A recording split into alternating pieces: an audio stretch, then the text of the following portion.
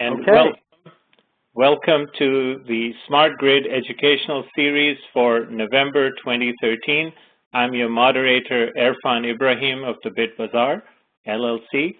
And this Smart Grid Educational Series is now coming as part of both the CITER Corporation's Energy Academy and the GridStar program out at the Philadelphia Navy Yard, which is being managed by Penn State University. So this consortium that is promoting education for both learning purposes in terms of basic concepts as well as develop employable skills.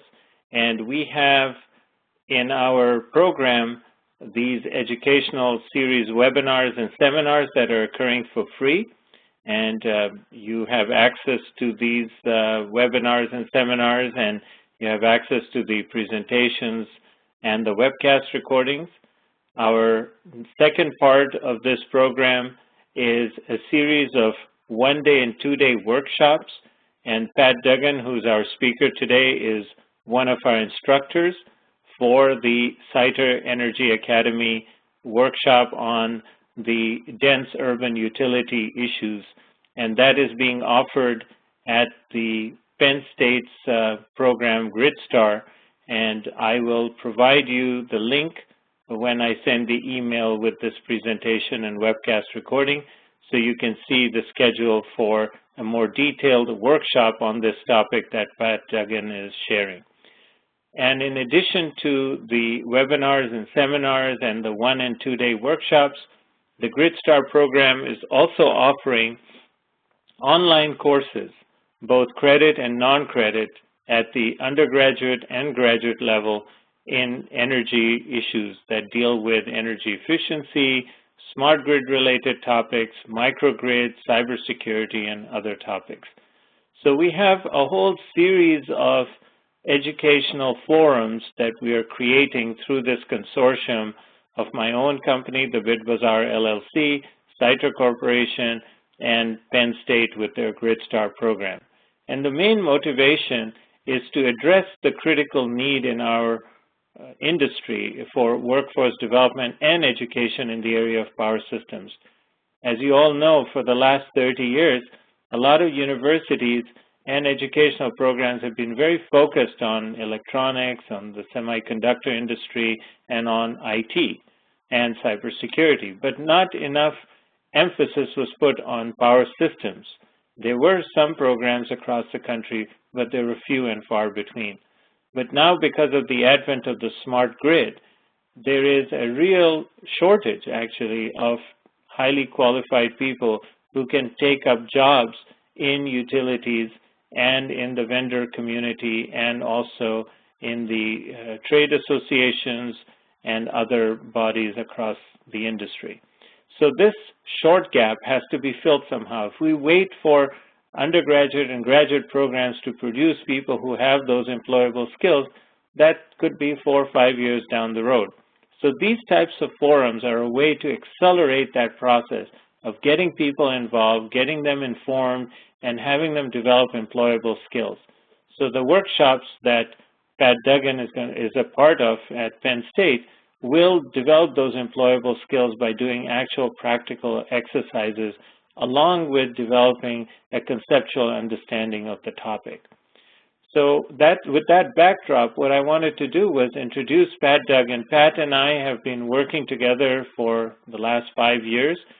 We were actively involved when I was at EPRI, and he was at Consolidated Edison at the time.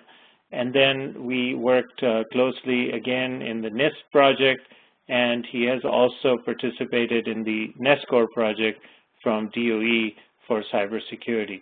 So we've had a good working relationship for the last 5 years, and we have seen eye to eye on many aspects of a smart grid and how it can be properly integrated into the existing grid. What I want you to do is pay attention to the depth of the concepts and the issues that Pat brings up and the interrelationships between things.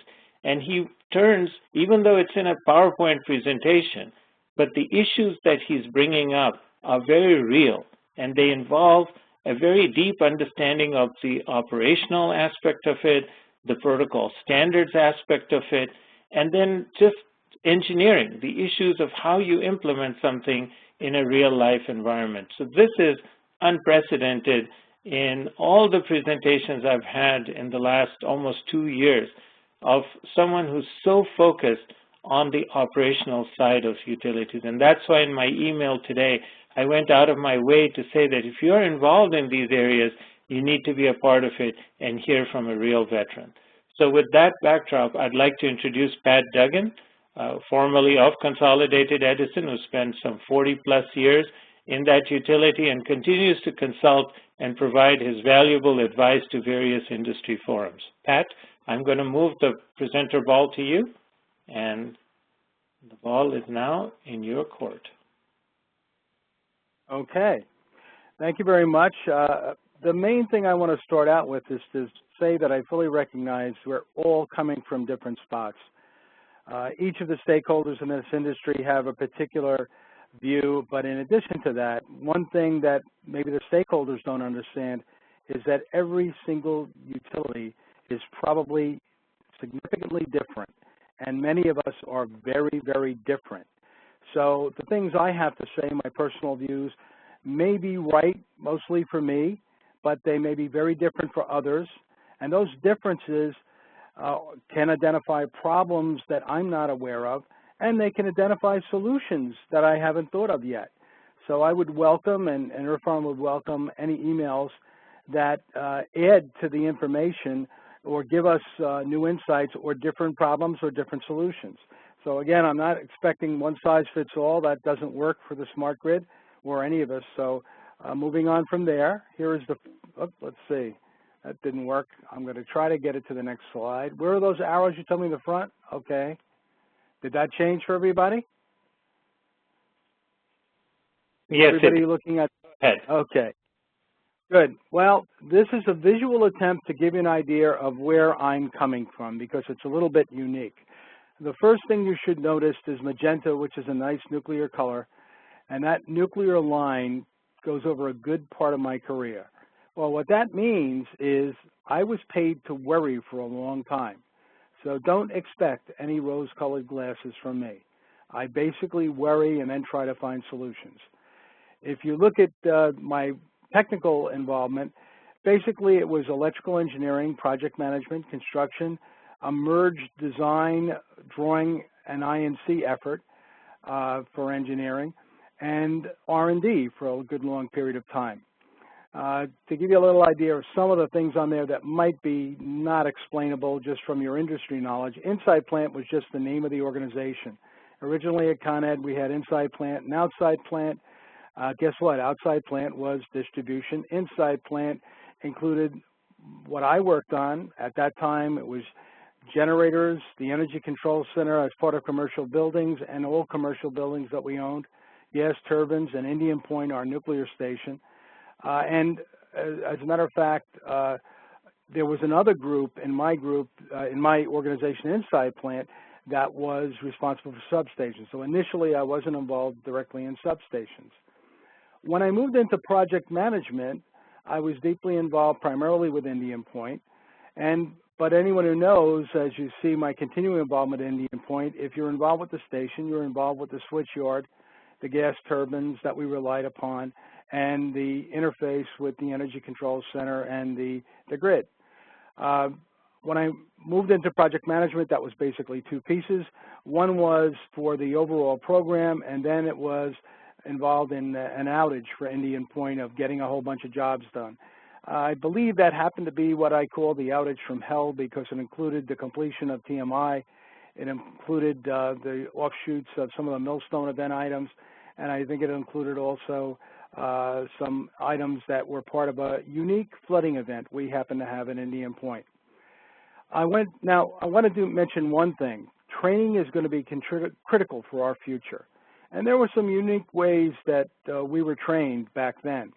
One of the things under Inside Plant is a thing called emergency duty. Even though I was responsible for only one part of engineering, The guy who had emergency duty basically got a bag, because we didn't have computers, and this bag was gigantic, and it had every single one-line plate for the Con Ed system. As the emergency duty guy, you were the router. You got the phone call from anybody who had a problem in the field, even a distribution problem, even though I wasn't involved in distribution. I had to decide who was on call from relay protection, from engineering, from testing, any group that might be involved on the engineering side, and route the calls and resolutions to them. And I also had to write up how that problem got solved and what its current disposition was, and bring that in when I came in the next morning. And you were in that barrel for 7 days, and then you handed the bag to somebody else and breathed a sigh of relief. But that was actually a pretty incredible training method that we went through. Again, when I went to construction, there was a couple of different training methods I had there. I actually started in construction helping out a guy who was sent from engineering to oversee a major expansion of our Pleasantville substation. But then after that, I became an acting superintendent while the guy I was replacing went to learn all about asbestos. And then I very quickly got made the manager of our electrical construction bureau, but at least I had some hands-on experience to deal with that. As far as construction was concerned, they worked on substations, gens, commercial buildings, the Energy Control Center, Indian Point, and a big thing that happened then was asbestos abatement. I think we did a particularly good job. When I went back to nuclear, which was this reformulated group where engineering was merged with the drawing and drafters and designers, again, I was directly involved with Indian Point. At that time, however, we were still looking to take our relatively old, very old nuclear power plant, Indian Point 1, 2, and 3 we had. Indian Point 1 was the landlocked version of the Savannah, and 2 and 3 were Westinghouse turnkeys. We, however, very aggressively through nuclear engineering, got involved with what was called FOCI, or first-of-a-kind engineering. The effort there was to develop less burdensome, safer, more inherently safe, and more advanced reactors that would be more inherently safe and less of a maintenance problem. Ultimately, that led to the Advanced Reactor Corporation doing bid evaluations, and we did evaluate and come up with the recommendations for which were the best new nuclear plant designs that had come out, and I was lucky enough to go out there in Palo Alto for 6 weeks on that. As I moved to R&D, that was a totally different group, small, cross-organizational, with a lot of synergies. Even though I was responsible for substations, transmission system operations and planning, the guy sitting right next to me was distribution. He became one of my best friends in the company, and we would synergize. For example, when he came up and was doing the work on, he was the first guy to do fault finding, fault locating. Then we basically started to migrate that to transmission. He was deeply involved in that. So, and myself, one of the things I worked on was in developing better gas and oil monitoring for large transformers, because there I could afford to do the work because I had R&D money and our big transformers were expensive. But my ultimate goal, working with EPRI and others, was to come up with smaller devices that would be much cheaper and could eventually be put into every distribution transformer, so we'd know when one of those things was about to have a problem. I've just also added onto that list a bunch of names. EPRI is, of course, the Electric Power Research Institute, which is an industry consortium that does research. The National Oceanic and Atmospheric Administration, they work with me on geomagnetically induced currents, and the ACE satellite, which I'll talk about later. I spent the largest part of my time working on fault current limiters. As part of full disclosure, I'll tell you that I consider that one item, fault current limiters, my one item after 10 years of working on it of incomplete work, and I am continuing now to work with a company called Varian Semiconductor, which is part of Applied Materials, and they have some pretty nice designs. There is my email address at the end, and if anyone's interested in that, they can contact me separately on that. Of course, the System of the Future was a Con Ed initiative. We worked very closely on our full current limiter program with Southern California Edison, who had a similar effort on System of the Future. And it was really trying to find better ways for dense urbans to deal with the issues of not only fault currents, but how to reconfigure and operate with the smart grid going forward. I was at the lunch table one day, and somebody basically said to me, "Do you really think this smart grid and System of the Future is going to work?" And I said, "You're asking the wrong question. The question you should ask is, do you really think we can keep building 5 bank substations with no real estate and just the commodity cost just rising and going crazy?" And that's basically the bottom line. It's not that we want to change to a new way for the sake of changing to a new way. The old ways just don't work anymore because the boxes we're in are getting very, very tight. As part of superconductivity and full current limiting, I worked very closely with DOE and DHS, primarily on the full current limiters. I was on the board of the Coalition for Commercial Application of Superconductors and the Gridwise Alliance for many years. Gridwise Alliance, at the time I was involved with them, was very, very interested in making sure that all stakeholders were given equal footing and that we tried to look at things from a collective point of view. I was also working with the Edison Electric Institute, and actually, in many cases, on issues that came up, Gridwise Alliance and EEI would meet together over the phone and come up with common solutions. The government loves when usually opposing stakeholders come together in agreement. It makes their life much, much easier. NERC-CIP, obviously, all the utility people know about. I was involved in the team that was evaluating our readiness for that. Smart Grid, of course, I think everybody knows about. And SGIP, what I wound up being was the voting member on Con Edison's SGIP team. So I voted for Con Edison on issues. I, of course, had to contact the people who would be affected and get their input. The other thing I mentioned, oops, sorry about that, I didn't mean to go yet. The other thing is I listed a bunch of interfaces there that, you know, when you work in a utility, no one organization does everything, so you've got to deal with this and many other organizations to go forward. All right, so a little bit of front-end perspectives. I'm going to skip through most of them. I had some interesting people I dealt with that really affected my career.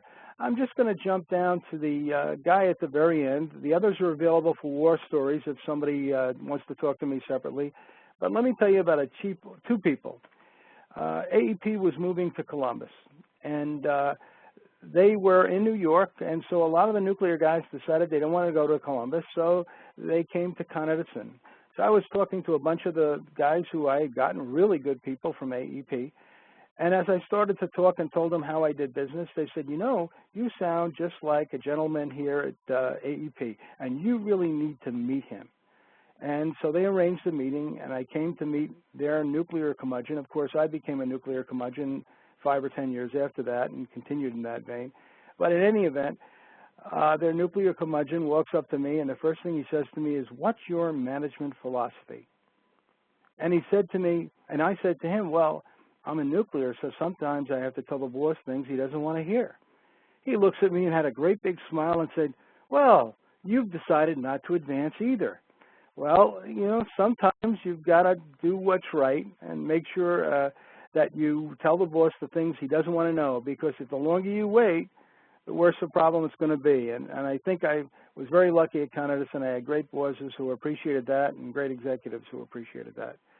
Now, the chief of the boat is probably one of my favorite people. I don't know if any of you were in the military and have dealt with a chief petty officer, and particularly a chief of the boat, and only a submarine is called a boat. But he kind of told me directly what he wanted to do. When he first got to Con Ed, he called me up a little formally and said, Mr. Duggan, I want to talk to you about batteries and not these little rinky-dink batteries you have. I know about batteries from submarines. About a year later, he called me and said, Pat, I need to talk to you about solenoid valves. And I go, okay, what do we do wrong on solenoid valves? He says, no, Pat, I'm on your side now. I'm in maintenance. He was in QA the time before.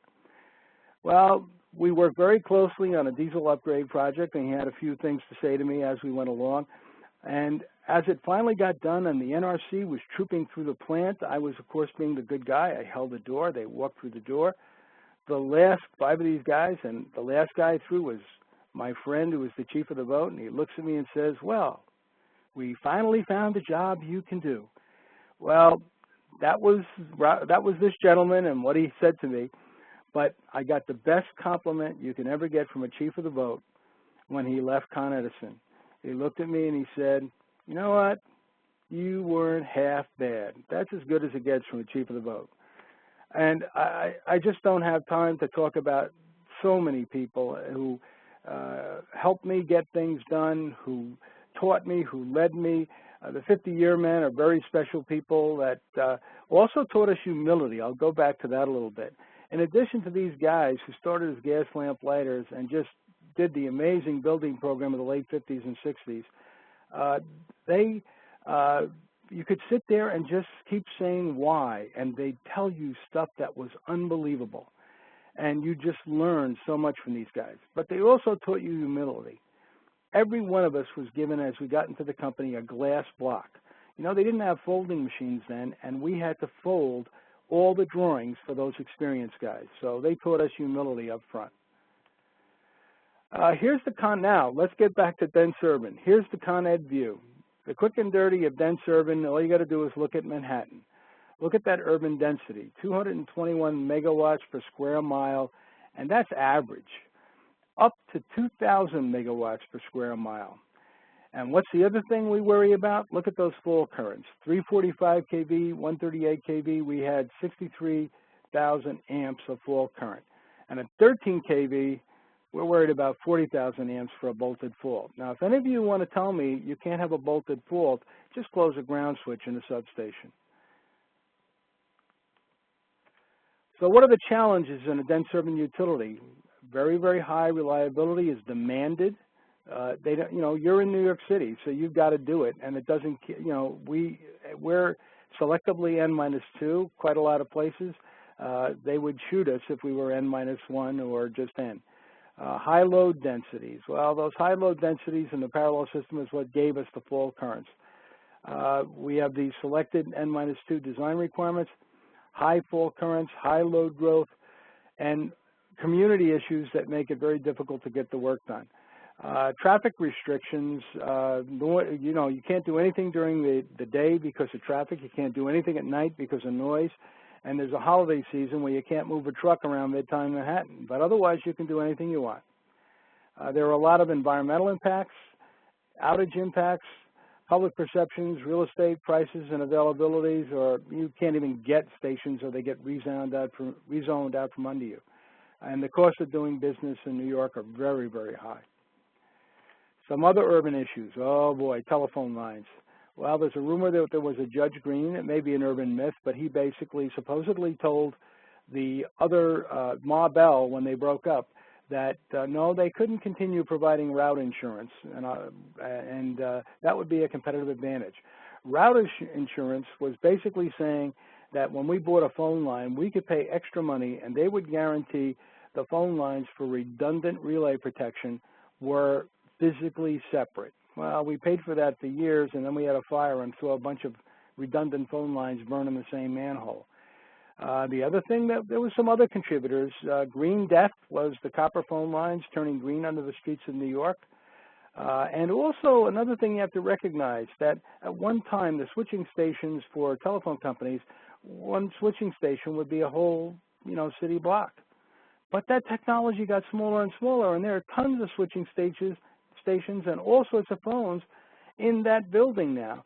And to tell you the truth, we kind of suspect that they lost configuration control. Because when we were extending our system operations computer control system to the distribution system, and instead of calling it SOX, we called it SOX-X, we would set up a phone line and wait for the next outage so that we could tie it in. We'd come back, and that phone line had somebody talking on it. So we finally had to put dummy signals on those phone lines in order to make sure they were available when we came to do the outage. The largest portion of relay protection failures in the Con Ed system have to do with phone lines. And we had a meeting, myself and a gentleman who shortly thereafter became a vice president, with a common carrier who I won't name.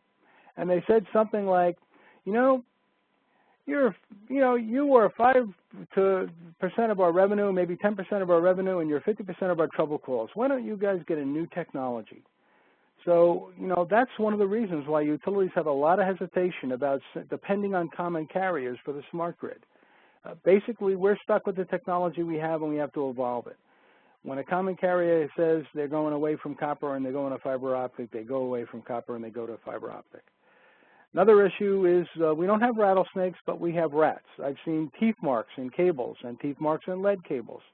We have road salt, and in case you didn't know it, the newer road salt that's environmentally friendly is even more difficult for electrical insulation. And we have moisture, not just flooding, but the water that gets into the street and flows in the street, and it gets into the joints and splices, and then different things happen, and you get the freeze-thaw with the winter. So underground is not the end-all and be-all. I know a lot of people want to throw everything underground as a solution for resiliency, but it's got its share of failures as well. And those failures are very interesting because if sometimes we get data we used to get data that said, if at the beginning of the summer you got a real lack of heat, you had a bunch of failures, then it petered out. Well, if you had a summer that came up and it was not so much heat, those same failures would seem to happen over a longer period of time. So some of the failures only happen when you get the cable stressed, and that makes life difficult. Environmental issues.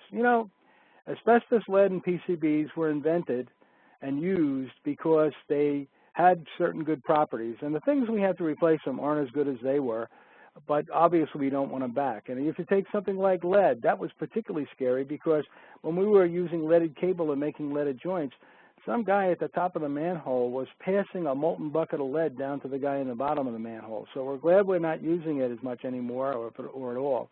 But the problem has gotten more difficult because the materials we're using now don't do the things that that original material did. And PCBs can be scary.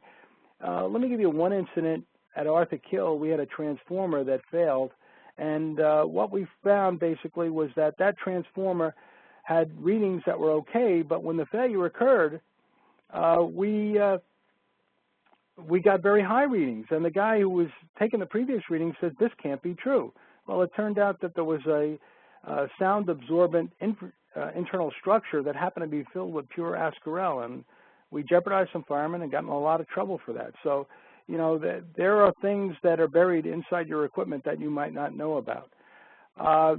Underground infrastructure multiplies the problem because you're down in the muck, and if leakage is there, it gets right into the environment. New massive loads. For example, in the old days, storm runoff would occur and it would overwhelm the sewage treatment. Well, that's not allowed anymore, so you've got massive pumps to pump the stuff across the river to some other holding tanks. Another issue is you're there with the municipality. All that other stuff is underground with you.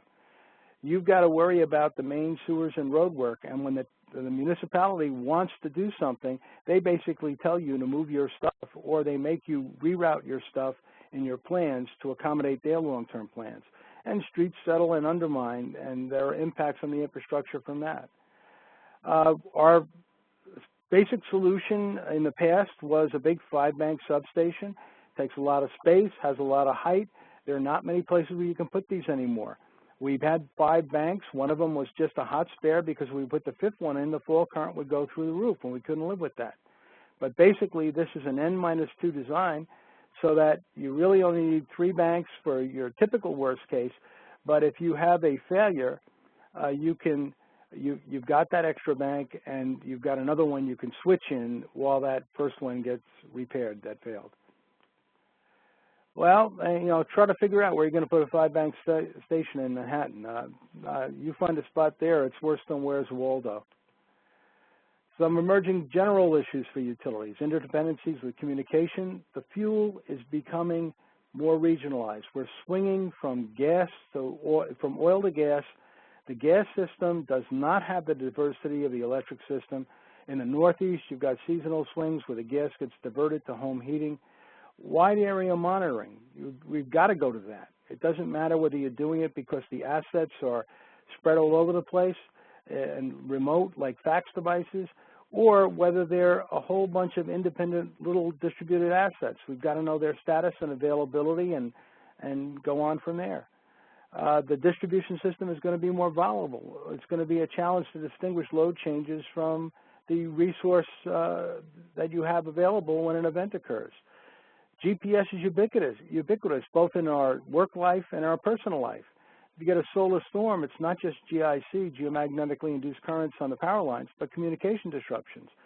The ACE satellite is our only vehicle to get weather information. We're trying to work with EPRI and NASA to get early warnings of a GIC event and how intense it'll be. But basically, the commercialization of space missions have made that a little bit slower and problematic. Laser timestamps are going to kill you, because if you don't, now as we're looking at relays further and further apart, we're not on a common clock. We're depending on the GPSs from the satellites. And if those timestamps are wrong, we're going to have trouble reconstructing events. And our situational awareness is going to be confused, because we're going to have systems that can fragment, and that makes things more complicated trying to figure that out. A few more personal perspectives. I'm not going to go into these in detail, but the bottom line is things have changed, and we use these new tools, but they have their pluses and their minuses. There's pluses to system engineers versus discipline engineers, but you've got to find a balance there. And one thing we have to do is keep appreciating the hands-on empirical knowledge of the people we have in the field. We need them more and more, and we need to listen to them. We have to treat everyone the same, of course, so that they'll be part of a team. And again, as part of training, Con Edison has committed to a major training facility. We do electronic training. We have mock-ups. One thing you could think of in the future is take your bright engineers and send them out to the field with the job while it gets built, while it gets tested, while it gets operated, and then as it gets maintained. They'll come back with even more knowledge and be better for you. I'm going to skim quickly through these slides. Basically, the service territory characteristics, all utilities are different. First is service territory characteristics. The grid characteristics are going to be very different. Your operational characteristics are going to be very different for all those reasons listed below. Economic characteristics, your customer characteristics, your load characteristics, your regulatory situation is going to be very different. That's why every single utility is different. Neighboring utilities are going to affect the way you have to operate. And individual utilities effectively aren't a big monolith. We have conflicts between each other. We have things that we do to each other that we have to deal with. This I put in there. It was an interesting document. Europe is far ahead of us on efficiency, but even they are basically saying, if you look back and study this write-up, that we don't know what the benefit of energy efficiency is. We're really going to have to monitor it and follow it to see how much we get from energy efficiency. I don't believe it's going to be as big a solution as some people hope. I think if you ask most people, they'll tell you that they conserve energy. They worry about lights and thermostats, but they've got those giant instant-on TVs, multiple TV sets. They move to another room just like the refrigerators do.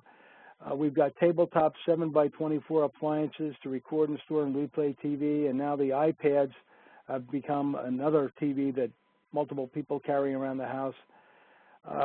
We've got all this portable equipment with chargers, and don't forget, more and more baby boomers are retired and home all day. And here's the other question that people keep forgetting. Do you really think the last new high penetration load type has been invented? I've brought a list that's incomplete, from sewing machines to plug-in hybrid vehicles. And what did I miss and what's next? That's the extra credit question. I'd love to get some emails on that. How about a few of the new loads that are coming? The digital grid. You know, relays used to be powered by default. Now the batteries and substations are exploding in size. The smart grid itself takes a lot of power. We provide temporary feeds for cruise ships. That's a city that just docked next to you. And basically, you know, they don't want them running those diesels all the time. Trains, the load is getting bigger. It's a rolling load that affects your grid as it moves through it. they're higher in weight for safety, and that affects the power that they have, the consumption. Server farms for the internet. We got a little debrief on that because they're all over the world, but you know, if somebody plops one down, you just got a lot of power dumped on you. And those pumps I talked about. And then things that we don't know about. What's going to happen with new technologies like low temperature heat pumps? Well, maybe that is trading for an air conditioner for me, but in a winter peak place, that's a big problem if they don't have penetration right now. Supercomputers, massive loads they anticipate. They're trying to use superconductors now to reduce the demand that supercomputers might require. Maybe they're going to use food irradiation at supermarkets. Maybe they're going to use air and water disinfection where large crowds congregate, in part because of health and maybe because of terrorists. What if we really got serious about energy efficiency? Well, there's this scary little thing called Jevons Dismal theorem. What it says is an increase in efficiency of use of a resource does not, in fact, preserve the resource, but leads to increased use of the resource. I don't know about you, but I find yield signs with LED lights on them, and there's even a nice, beautiful set of peer monitoring number signs on the New York's West Side Highway. LEDs are appearing in places where we never lit things before. So some people predict a 20% give back of that efficiency, for example. Energy storage, I can't talk much about this. Wonderful work has been done to identify the different applications, functional applications, and what the requirements would be for those in performance and duration. Another two issues are the needs for this to be cost and footprint effective at the urban load center end of these terminals or where they're being put right in the load center. And I think energy storage is going to be critical for us to survive the duty of a 15 kilowatt charger on a 5 kilowatt house. We're going to have to find ways with energy storage to mitigate the impact of charging stations. So all that stuff I said before, what does it really mean for the smart grid? It means that each utility and regulator will look at smart grid solutions through the prism of their own problems and concerns. The starting points are individual utility business case driven. The demos verify feasibilities, but only sustained business value supports rollouts. A good place to look for this is New York State PSC had asked an inquiry or interrogatory and basically said, in a lot more words, how can we do this cost effectively? I've given you the link. If you go there, it just gives you an infinite number of inputs. There are two replies from Con Edison. You've got to get that first one. So just search on Edison and you'll find it, and you'll get a lot of good information about what goes into a smart grid for a dense urban location. So what do we want at Con Edison from a smart grid? We want to build substations that use all of their equipment more effectively. We want to share capacity wherever it's needed. We want to replace infrastructure as it ages just in time. Condition-based monitoring, at the very least for urban centers, is the poor stepchild of smart grid, but it is where the biggest bang for the buck will come. We're packed in tight, and contingent damage and damage from those high fault currents and the failures that occurs in service is going to be make the cost and recovery times a lot more. So being able to take the stuff out of service before it fails catastrophically is critically important in a dense urban load center. Sharing N-2 redundancy, loading on, transferring load. Our big substations are really good, but if you get enough feeders to fail, they can move into cascade. And I wasn't talking so much about the substations, but the networks and where this power goes. So you need to be able to transfer the load to take some of the burden off a station if it gets in trouble on feeder failures. Again, I talked about that before. Full current limiters are critical to the recovery time of superconductors, for DG's availability to serve peak, and certainly for the infrastructure of the dense urban load center itself to survive and not have a high failure rate. All right, so what is smart grid? Well, number one, information makes it work, and here's all the list of things that you can do with it. Condition-based monitoring, as I said before, there are going to be communication path redundancies for critical information. You need layered cybersecurity. You need data use-driven communication priorities and timeliness. It can't be everything's got the same priority for information transfer. You've got to mitigate burst data, and you've got to reduce encryption burdens on the equipment so that we can meet our need to operate instantly when required for a fault or some other event. Transfer capabilities of models are going to be critical. There's a lot of good work that was done on getting EMS to talk to the system planning models. Haven't got time to go into that. The other thing is that interoperability makes it survive. Without interoperability, this thing will fall apart over time. You need to be able to go in and do all these things that I've listed here. Tremendous advantages for interoperability. And let's not forget the one little thing that's there too. We've got equipment that lasts 40, 50 years, but it's got embedded computers on it that's lucky if it lasts 10 or 20. The way we used to do business, those guys would be out of business and nobody knew the code they wrote or how they hook it together. So we better have documentation, and we better have the way to transfer what somebody did in that device and update it with a new device.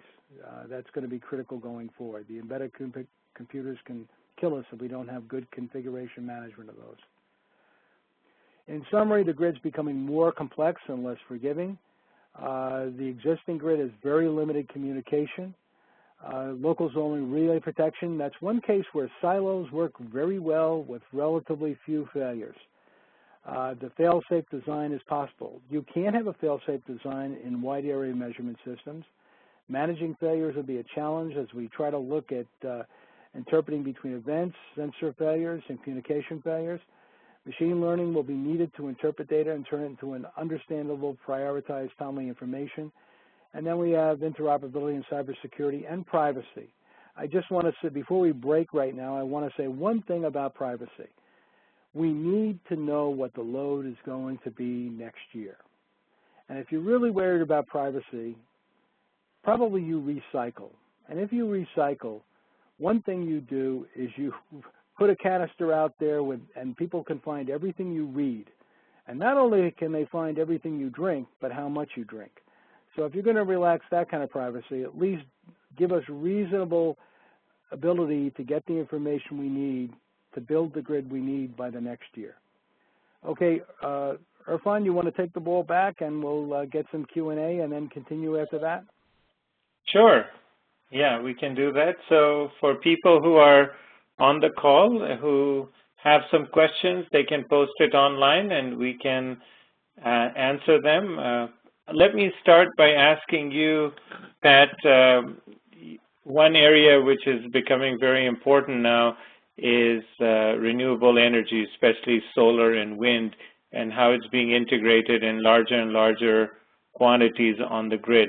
Tell us a little bit about what you think are some of the engineering concerns and how can we possibly mitigate some of the vulnerabilities that they're creating. Well, the intermittency is certainly a major problem that has to be dealt with. And there's a subtle part of that intermittency. If those suppose we really get lucky. Suppose we go through the first few summers and solar is fat, dumb, and happy, and we got those hot days and not many bad cloud covers, and we depend on that, and it does a great job for us. Well, there's a bunch of peakers out there that only run a few, a certain number of hours a year, and they depend on that peak use for their business case. And if they decide that they can't make a living anymore and they shut down, and then maybe the fourth or fifth year you run into problems with those intermittent renewable loads, you're going to be in big trouble if those peakers aren't there to pick up the slack. So that's one issue. The other issue is that volatility is going to be on both ends of the spectrum. The transmission system is going to see that volatility, and the distribution system is going to be even more volatile. And we're going to have to figure out what's going on with load and what's available in DSM and what's available in resources that we can put online, and we haven't figured out how to do that yet. So and there's going to have to be a distribution market, and if you want to know how the distribution market's going to work, it's going to look just like the transmission and generation market. There's going to be confidentiality, there's going to be firewalls, and that's, so basically look to those two markets for how a real distribution market would have to work. A question from Michael Shea asks, when would you see the solid-state transformers to be deployed in volume? The problem I have with solid-state transformers is the same problem I have with my struggle for full current limiters, and we do want solid-state devices. Heat dissipation is a major issue that could affect what we depend on. For example, there's a lot of people who would say, why don't those dumb guys at Con Edison just go to the SS6 transformers and they're going to be much smaller, it's going to be less footprint and all that good stuff. Those big old metal oil tanks have one thing over all that. They have a lot of heat dissipation. So you can overload them substantially. A lot of the solid-state technology has no overload capability, and that can be a problem for the way we run the grid right now. Very good. Let's talk a little bit about electric vehicles. Urban areas are getting them disproportionately. What kind of impact does that have on the distribution network, and how can smart grid help? Well, I think even before smart grid, I think one of the things that could really help us, if all the utilities got together and talked to the developers and to the car manufacturers, we do have a common ground with the car manufacturers. We are both equally petrified by the one-time buyer. We don't want to upgrade the infrastructure and have the guy say, I'm not going to buy another one of these things. The bottom line is we should have the electrical permitting system set up so that we know where the chargers are going in, we know what their profiles are going to be, and we can properly prepare for them and prepare for their connection and put it whatever mitigation we want in there. Right now, these things can come in at any place at any time, and the particularly frightening thing is they are going to collect. They're going to collect in neighborhoods that have more money in the suburbs, and then they're going to be treated as green vehicles, and they're going to drive into a few downtown networks. They're not just going to charge at night because people just aren't going to do that. It doesn't really get you off peak because of when people have to start that charging. But in addition to that, the other problem is that, let me get my head straight on it. The other problem is that the ratings of switchgear, distribution transformers, and power transformers typically include nighttime cool down. If we really did fill the valleys, we'd have to change the ratings and uprate a whole bunch of equipment in the field.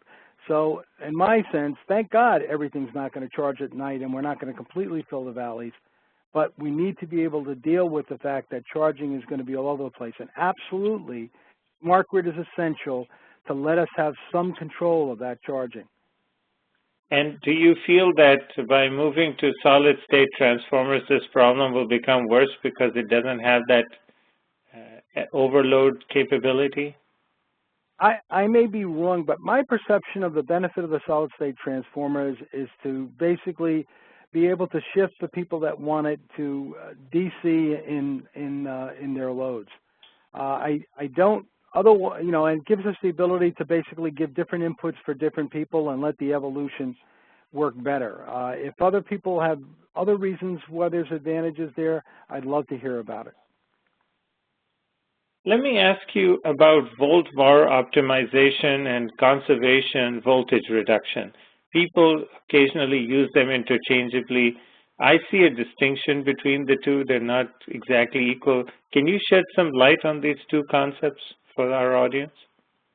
One of the things, well, you know, I recently put something on LinkedIn about that. I may not be 100% correct, but I get concerned if people, when they talk about using it for the optimization and they talk about using it on a 24/7 basis.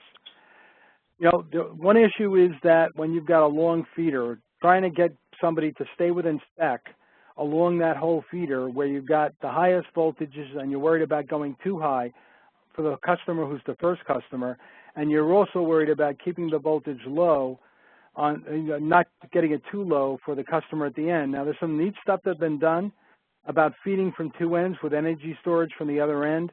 AEP's done some nice stuff on that. That's really good, but that's one big issue. The other issue is, don't forget, we rely on voltage reduction when we get in trouble. One problem you have with that already is that these electronic loads are self-compensating. So how much we've eroded the benefits of voltage reduction is one question. The other question is, and maybe we can work around it, but if we do some of the things you're talking about with trying to optimize the feeders, that may cut into the availability of that voltage reduction benefit as well. The other thing is you got to recognize one other thing, and this may sound crazy, about optimization of the grid. The market eventually is going to be a virtual market in my mind, because if you really want to optimize the grid, every megawatt will go to the closest load. That is the most efficient way to run a grid. We have some more questions since we started our exchange. We have Ravi says, hi, Irfan. Oh, okay. So this is covering a very broad smart grid topic. Good conversation starter. Okay, so we got a thumbs up on us, on our discussion here. Joe Wysocki asks, number one, how frequently have GICs occurred in your work history? Are they frequent enough or sufficiently damaging to justify utilities investing in specific protective or recovery measures technologies? You may want to answer that, and then I'll go to the next one. I'll probably get in trouble for this. Hi, Joe, by the way. One is, if we're talking about GIC in terms of a weapon or an explosion other than solar, one thing I believe is that the Defense Department knows much better than us how to use it as a weapon and how to protect yourself against it. Unfortunately, I suspect the protection that they use is submarines and missile silos. I don't think that'll work for us on the grid. The other issue is I would not want to spend money on trying to protect against those extreme events if we do everything we can and we don't know about a 10% piece or a 1% piece that's the fatal flaw that'll make everything not work. So before we would try to mitigate a high nuclear blast or the super GIC storm, I would want to get better information somehow given on a need-to-know basis before we come up with fixes that don't do the job completely. On normal GIC, interestingly enough, Con Ed was very involved in that from when it first began. We did a lot of research. We actually collected the data that we could, which only started when the first big GIC event occurred, and try to match that against transformer failures, and we couldn't get a direct correlation. But I'm not worried about the transformer failures. I'm more worried about the devastation that would be created by a loss of communication. And we have to find ways in order to mitigate that as we become more and more communication dependent. So it's not just GIC that would affect the power system and give us those currents that would affect transformers. It's the disruption of our communication that we're as a society becoming more and more dependent on. Okay, we'll take two more questions and then we'll get back to the rest of your presentation. Richard Stephenson asks, California PUC recently set energy storage targets. Where will storage do the most good? At substations, near wind, solar sources, or more toward the edge of the grid, commercial and residential loads?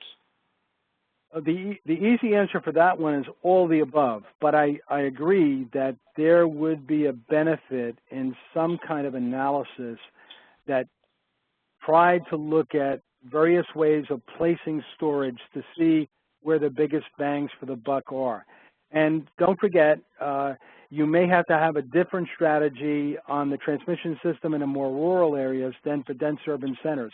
The fact that there's so little space becomes a special challenge in an urban center.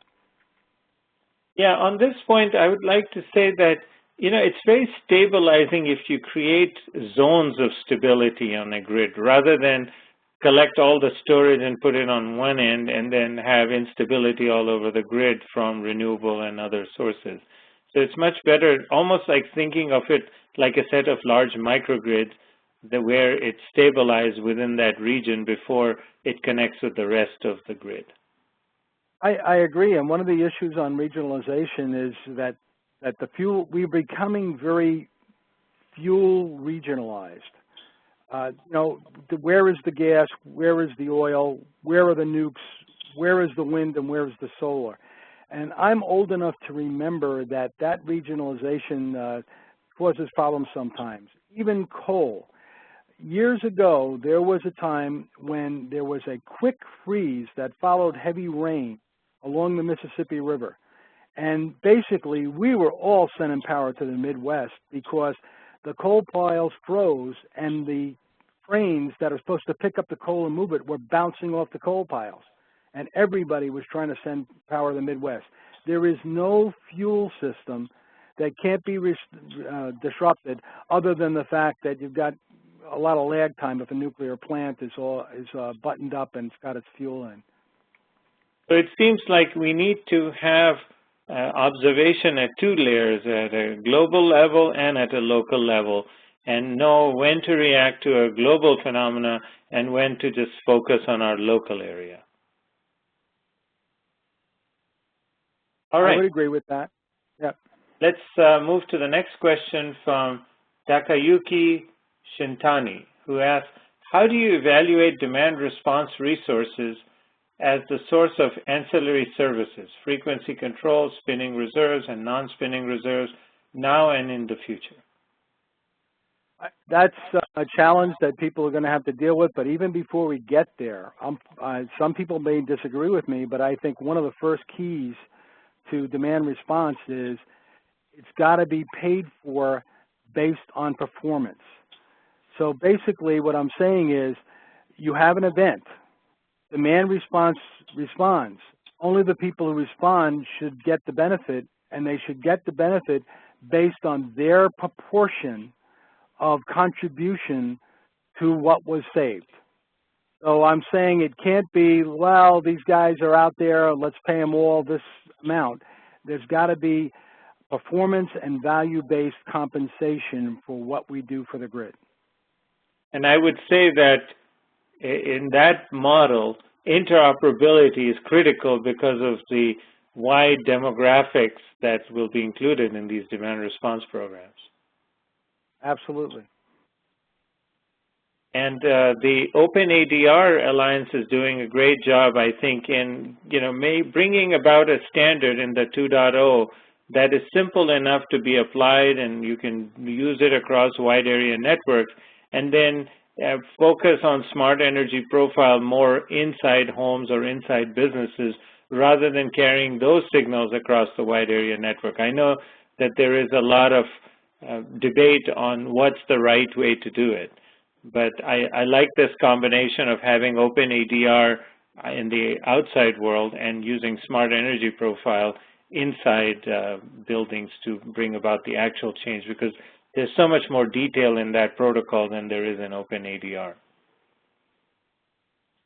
Okay, we'll move on. We have the second part of Joe Wysocki's question, which was referencing electric vehicle proliferation. Would it be feasible to develop models or scaling factors to help utilities plan and prepare for the growth of electric vehicles in their service areas? You kind of addressed this question, but please go ahead and elaborate. Well, the one thing I'm really afraid of is that they're going to come to those downtown networks, but there's going to be initially not enough charging stations. And what makes me stay up at night is thinking about people in New York City who are going to put in a charging station and then offer timeshare on eBay. These charging stations, before there are a lot of them, are going to be used almost continuously by friends and family, certainly, and then by entrepreneurs who let other people use them when they're not being used by them. All right. Next, Bruce asks, utilities are trying to flatten the daily load curve. Your mention is transformer cool down scares me. If we're successful at a flat load curve, your thoughts? Well, I don't think it's really going to happen, so I'm not worried about that. But one of the things I will point out to you is that the success of getting rid of the needle peaks has led to another problem, and that problem is that the shoulders of the peaks are broadening both daily and seasonally. And so that gives us some problems in, finding room to charge without running into a peak, and finding room to do work when outside of our peak when we have to do maintenance on the system. Okay, very good. So it seems like empowering the customer to do more to meet their energy needs may be a way to offset some of these challenges on infrastructure. I agree with that. What I worry about, though, is two things. One is the money that the customer can get from that based on the value is relatively small. I'm concerned that there will be a large group of customers who basically does not have a significant load that is going to contribute. And even though they might be interested in saving a little money, they don't have the wherewithal in terms of adjusting the loads in their homes to help us. And then the ones who have the most gizmos make so much money that they're going to play with it for a while and maybe not have an interest. So one hope there is the use of applications and setups so that this thing will take care of itself after the fact. But that remains to be seen. There was another issue. I just forgot what my train of thought was on that. But okay. Yeah, I think that if we just look at it at a kilowatt hour by kilowatt hour basis and just try to monetize that, or to just take ancillary services and try to find a market value, initially the volumes may not justify the investments at the customer prem. But if the government and the regulatory bodies start looking at the customers as a way of increasing what I would call our national sovereignty and resiliency in the system, maybe the economic model would change and there would be investments made in this area at a national level rather than just always looking at the free market to solving these problems. Because I see some initial investment hurdles in the way. I think another issue, because I remembered it now, is basically what we really worry about is a heat storm where maybe you get 4, 5, or 6 or 7 of these hot days in a row. And I worry about customers on the third hot day saying, the heck with this, I'm hot, I'm turning it on. Yeah, exactly. So we have a couple of more questions. I'm glad that we're taking these questions because we have a few slides left, but I wanted to really do a good job on getting all the responses to these people. So the next question, Michael Shea asked, what does the utility industry do with the energy dumped on the grid by the rooftop solar systems in the neighborhood? Well, we've got very few of them right now. They're increasing penetrations, but I'm not sure. I'm not involved in that directly. Okay. It seems like when they do that, they're not actually compensated for it because the meter doesn't turn in the reverse direction when they put it directly on the grid without it going through the meter? Well, okay, I've seen, like, for example, they wanted to put a solar panel on my house, and I was talking to them, and they eventually decided my house had trees in the wrong place. But basically, it was not going to be in the house. It was going to be on the house. I was a little bit nervous because they were talking about a system where they calculated the benefit and told me what the benefit was. And I asked them a question I didn't get a good answer to of, well, but wait a minute, but what if I decide to get rid of my pool and not run my pool pump or do some, are you going to be able to distinguish between my own personal efficiency improvements and what you're calculating that I'm benefiting by? So, you know, we need to work those things out. And one thing for the developers of all these technologies, you need standards and agreed upon ways of doing things among yourselves. What you don't want is a disreputable or I'm going to do it the cheapest way. I don't care if it's not efficient. I don't care if it's not the best.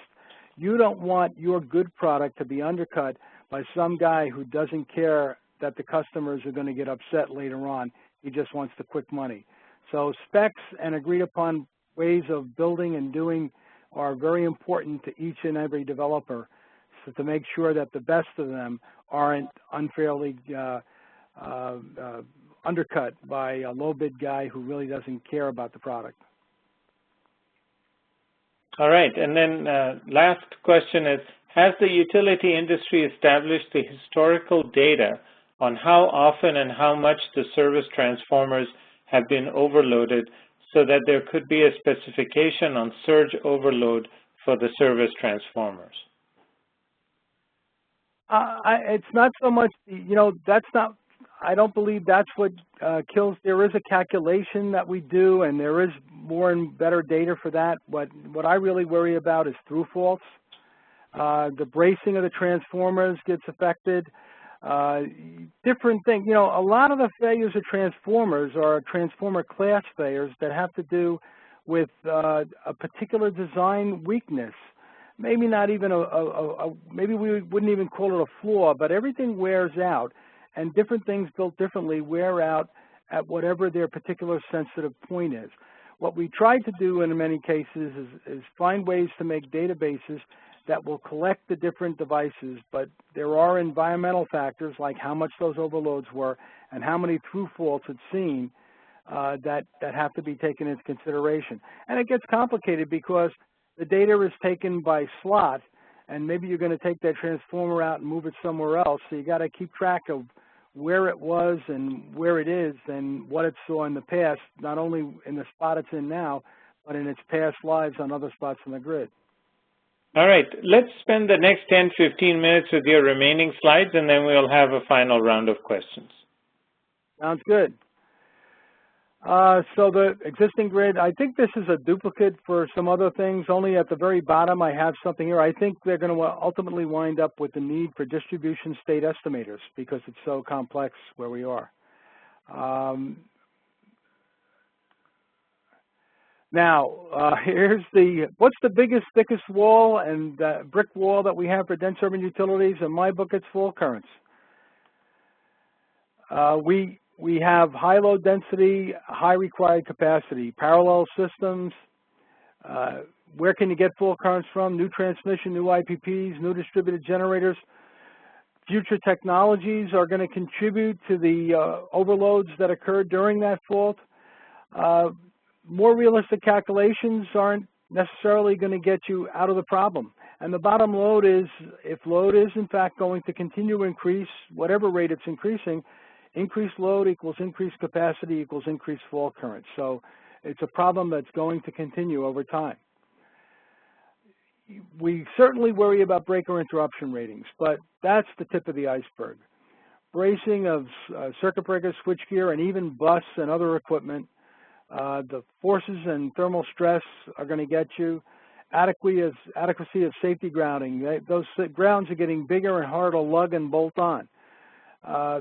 When you get a through fault, you can get contingent damage and impacts on a larger area if those fault currents get higher, because it gets up to the point where it's more stressing that equipment even further distant from the fault.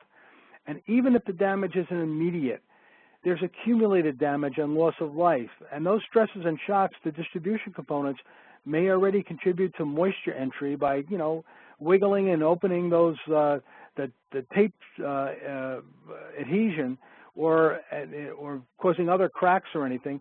And they may already, in fact, be embedded in current failure rates for that type of equipment.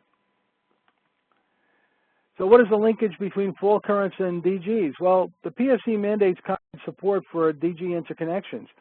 The fault duties versus breaker ratings prevent DG interconnection in significant portions of Manhattan. Ongoing distribution voltage level substation breaker upgrade programs have cost as much as $20 million a year, and they don't permanently solve the problem. And if solutions that are cheaper, like explosive fuses, are needed, well, those DGs aren't going to be available when a nearby transformer fails. They're all going to kick off the line, so they're not available to serve peak. So fault current limiters of lower ratings can make DGs ride through faults and could let them serve a peak immediately after a nearby fault, and that would really improve their usefulness and help their business case. There's so many issues that I haven't had time to talk about. This is just an idea of what those might be. I thank you guys for listening, and obviously I would welcome any emails that would help me get smarter if I've missed on any of these issues. And any questions you have in addition, I'd love to hear. That's great, Pat, and thank you for providing us your knowledge and just your experience over the years and your ability to see things in multiple dimensions. I think we've spent the last 4 or 5 years on very theoretical exercises around smart grid, while the engineers at utilities have been very, very concerned about all the new requirements that are being given to them. And you bring a presentation that brings the two schools of thought together and find meaningful ways of bringing them together and integrating them. So I really thank you for that. And we need more of these types of discussions where the IT and the cybersecurity and the business side of things needs to connect with the engineering, with systems, with the reality of day-to-day life and the operational side of the utility. Because until we're not all together and integrated with the vision of the future, my fear is that we're going to try some of these new technologies. They may not work for a while, and then people get frustrated and put them on the shelf. And then we don't have the luxury of the centralized power to go back to. The reserve spins are getting narrower and narrower. So some thoughts about how you think we can bring the various schools of thought in the electric sector together towards a common vision. One thing I would like to add is that system restoration, you've got to look at the smart grid and the new system in all the modes it might have to operate. And one of the issues is if all you had is microgrids in New York City and it went down, it would never come back. There was a large underground cable system gives you a Ferranti effect. And one of the things, if you connect a weak source to that system, it makes the voltage spike. When we are bringing back the Con Ed system, it is a dance. What happens is you basically bring a source on that's bigger than you initially need, but you have to immediately throw load on to suppress the voltage spike. So you can't bring up a large urban center on a weak system. It's just impossible. All right. Thank you, Pat. I don't see any more questions. So at this time, what I'd like to do is bring this webinar to a close, and thank you again. We have one question from Angela Chang of EPRI. It says, what are the applications for demand response and penetration levels at which distribution state estimators are needed? I don't think I have a particular level. I'm concerned about, as we watch it happen, the operators, right now the way it works is the operators see the load go up in a very slow and stable way. They see a bunch of people following their load cycles, and so they see the load going up on the system and the substations. What we're going to see in the future is much more volatile as we see a combination of DGs going on and off, loads going on and off, DSM going on and off, and all sorts of things going on, and it's going to be harder to interpret. At the same time, we're going to have a lot of monitors to help us interpret, but we're going to have to figure out what's really going on versus a sensor failure or a communication failure or an actual failure of a device in the field. And trying to figure that out, what you're going to wind up doing is taking information from different parts of the system and trying to see if it fits together and that, in fact, it resolves just like it does on a system state estimator. And when they look at the data and there's a significant amount of non-resolution, they're going to then do a calculation and try to say, well, we think it probably is most like this. All right. Very good. So thanks again, Pat. And our next seminar is going to be our December seminar, and it will be at the IBM facility in Foster City, California. and I will be your speaker on my ongoing tutorial program that I've started for the electric sector. And my next topic is actually going to be the T&D protocols, in particular DNP3 Secure, IEC 61850, and the Inter-Control Center protocol, the 60870-6 protocol. And my focus is going to be on the types of messaging services and the information models, and also some of the cybersecurity issues and the features that have been added to these protocols. These three protocols are really the mainstay in T&D operations, and it's really important for us to understand what the requirements are at the application layer so that we understand what requirements there are for the communication networks and the underlying hardware technologies that need to support these protocols. There's been a lot of talk about these, but at a very high level, and I wanted to go to the next level of detail and help especially those people who are trying to come into the field or are in the midst of a mid-career transition to go over these principles with me and understand how T&D protocols work in the utility industry. So thanks again. Pat, did you want to say any final word? I just want to thank everybody for listening in. And again, I only want to get smarter. So wherever I've missed something or there's another thing I should worry about, please feel free to email me. The email is right on the thank you slide. Wonderful. So with 13 minutes to spare, I thank you all for participating in our November Smart Grid Educational Series. I'll be sending the webcast recording and presentation slides within a day, and I'll also send you the schedule for our GridStar 2014 schedule for the 1- and 2-day workshops. And Pat Duggan is one of our esteemed instructors, and we'll be taking essentially the concepts that we have seen here and expand them into a 2-day workshop with practical exercises. So I hope that you would register for those workshops. They're $900 per person for 1 day and $1,500 per person for 2-day workshops.